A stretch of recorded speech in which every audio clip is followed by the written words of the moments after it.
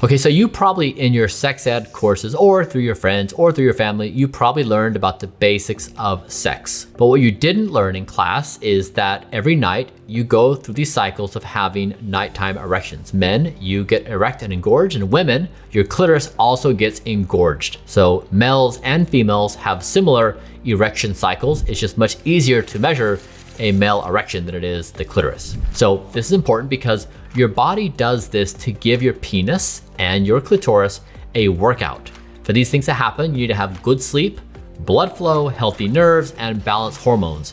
If you don't have those things in place, you're not having nighttime erections. When I first started speaking about erections publicly, many of my friends texted me and they said, Bryan, I don't think I'm having any erections. And I said, well, how's your sleep? And they said, awful. There it is. If you're not sleeping well, you're grinding, or you're otherwise just not prioritizing sleep, you're probably flaccid. Now this is very problematic because it's an indicator of bad health and bad things to come.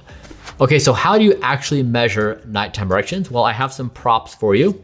Here is an eggplant.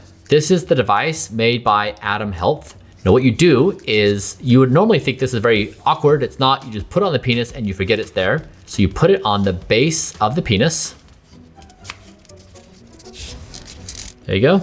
And then throughout the night, as you become erect, it measures both the engorgement and the duration. So you have a map the entire night of your erection cycles. Now mine, I had 4 total erections for a duration of just over 3 hours. To put this in context, my nighttime erections are the length of the Titanic, the movie, not the boat. And that is better than an average 18-year-old. Okay, so what else can we do to measure penis health? Well, a couple years ago, my team and I asked this question.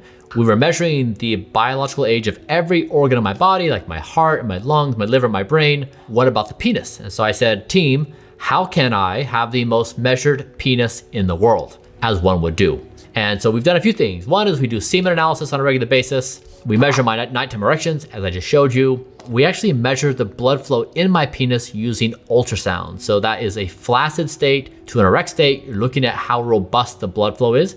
If you have good blood flow, it's a good sign. If you have bad flow, it's bad. I had good blood flow. We also did a urine test. You consume as much liquid as you can.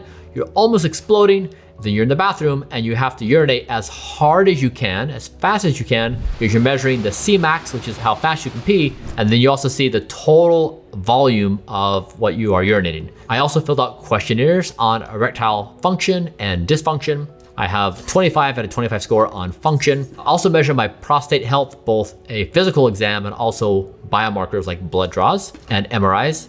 And then of course, all the basic things like sleep and diet, exercise, stress management. And then finally is I did 2 things to actually improve my nighttime erections. Now, we took my baseline measurement and my nighttime erections were just over 2 hours. Then we found 2 therapies. One is focused shockwave therapy. This is a technology used to repair injuries like ACLs or sprained ankles, which accelerates the speed of healing. And so applied to the penis, it also has rejuvenation effects. Now, many people with ED will use focused shockwave therapy. In my case, because I have a functioning penis, it was used for rejuvenation. And I will tell you, it's painful. You may want to do it for fun, but it's generally pretty painful. And then we did Botox. Now be careful, you don't want to just put a needle into your penis and inject Botox. It has to be done by a doctor who is specialized, because otherwise it could be dangerous. Now, after doing these 2 therapies, my nighttime erections improved from just over 2 hours to just over 3 hours. So friends, there you have it.